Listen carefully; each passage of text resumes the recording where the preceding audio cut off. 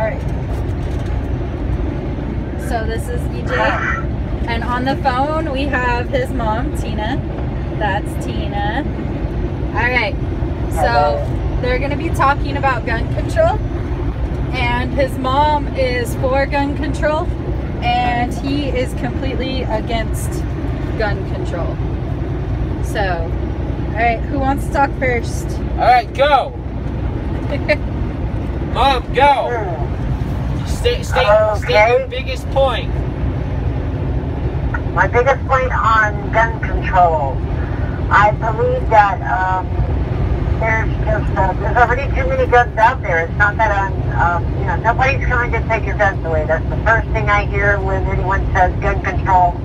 Everybody says people are coming for your guns. Nobody's coming for your guns.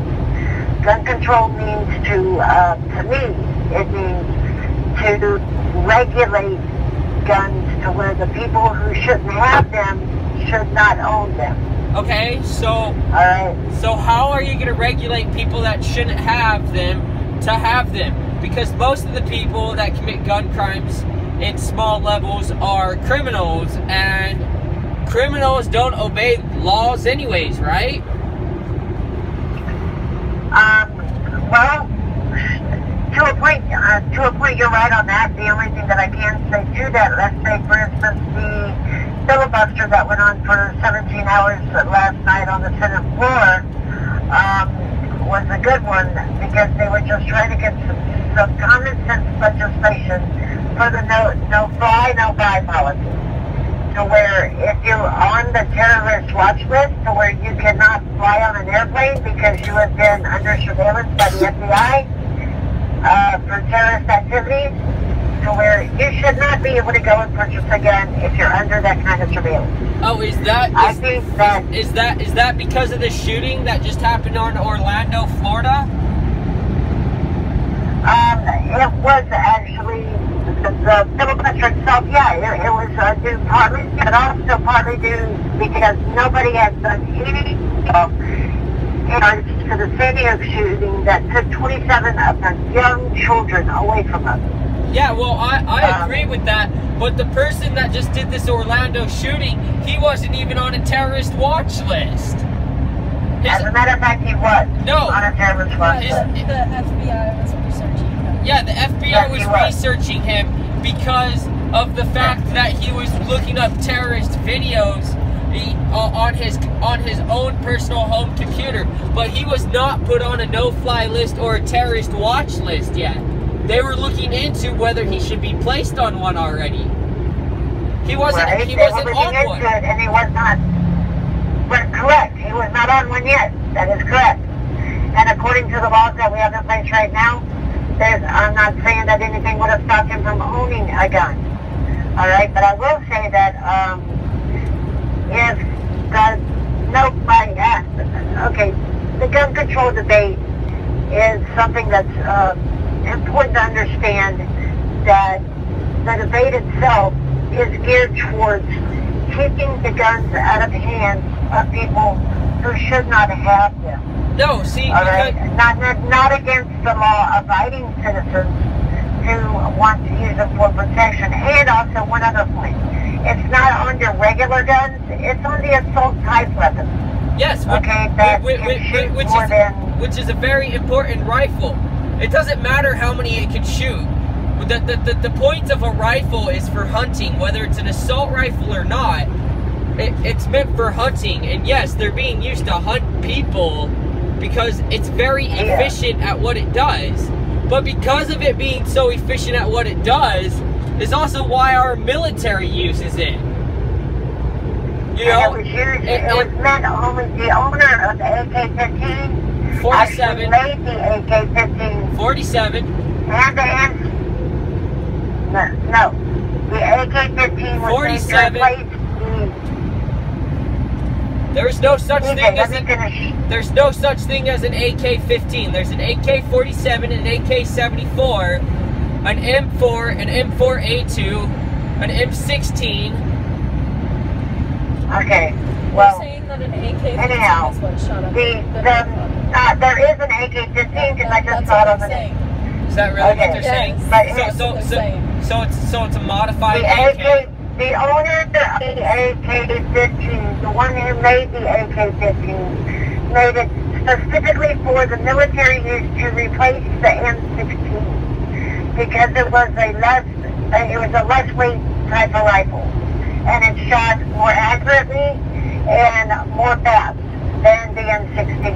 Now, his family came out and actually said that if the dad was still alive, he would be horrified that these weapons were actually being sold to the general public because it was his understanding that these guns were only to be used by the military. So even the family of this gun states that it was never intended for public use. It was only supposed to be military. Yes, but why should the military have access to anything that I don't? Because the military is there to protect us. Yes, and so are police, and police shoot random people. So is security, but security fucking sit there and don't even give up their lives while a bank is being robbed and hostages are being shot. So is the firefighter and the paramedic that gets so afraid of a car accident that or there's a fight in a house that they have to wait for a cop to show up. All those people are to protect you, but they all have flaws just like you and me. So why should they have any access to something that I don't? Son, the military and the police are two separate organizations where they are actually trained on how to protect the civilian population. And 90% of the civilian population out there is not trained to handle a situation to where you have a person coming in and shooting a place up. Okay. Most of the American population is not trained on how to handle a situation like that. Okay, so police and military are. So a police officer goes through training, and he goes through a qualification test for his gun, saying that he shoots at least this accurate. And he has to pass that qualification to keep his firearm in service so he can stay in police. And they teach him how to do takedowns, and they teach him hand-to-hand combat, and they teach him how to respond. Right? Right. Okay, so if a civilian person goes to a CCW class for a week, and they say, you have to get this marksmanship or we're not giving it to you, and this is how you hold your firearm, this is how you draw your firearm, this is the circumstances that you can't shoot under your CCW. What's the difference? Plus people with hunting licenses. There's a big difference. Plus people with hunting licenses. Think about some states require 40 hours before you get a hunting license. You know that, right? 40 hours of training. To hunt an animal. That's not even a person. Yes. That's to teach respect for the gun and also the people that you're hunting with, so you don't blow anyone's head off. Okay, so my point is that even if they give me all my pistols, right, which is what they're not trying to really take away, it's pistols, handguns, which are more concealable than an assault rifle in the first place. Even if they give me all my pistols and the military does a state police action and whatever happens, Civil War, and we have all our handguns, do you think we could still take on our own military with just handguns? I don't see why we would want to be even thinking about taking on our own military. Always, you have to think about everything. That's the whole right. That's the whole point of the amendment. It is in case of another civil war. It's the right to bear arms in case you need to put food on your table.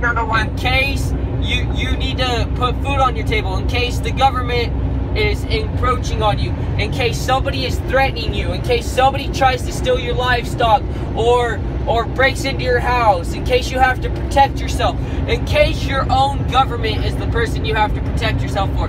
That is what the amendment is for. Okay, first off, I'm not going to get into the conspiracy theories on our government. I'm just not going to go there with you. No, I never said a conspiracy theory. I said it's possible. It is a conspiracy theory because I'm not going to say that our government is going to where we have to defend ourselves against our government. It's already happening. It's a conspiracy theory. It's already happening. Yeah, forced health I care. don't believe that. Step number 1, forced health care. Step number 2, rations on food. We'll see. No, there is no rations on food. We'll see. Where are you hearing this crap? That is what will happen next. I almost guarantee it. Okay, you almost guarantee it. That's crap. There is no forced Skyrocketing gas prices and the price of the barrel is cheaper than it ever has been. Okay. Yeah, gas prices being so high when the price per barrel is cheaper than it's ever been. Why? Because they say we need to build a reserve. A reserve for what? Okay, well, we all live under a system of rules and regulations, and there's not too much that we can do about it. All right, but what I'm trying to get at here is that with the guns, you are allowed to have like a rifle, you know, whatever you need to hunt, something that you need if you are a survival. All right, we're not saying that that's. The people who are for gun control are not saying that you should not have these guns. None of us are.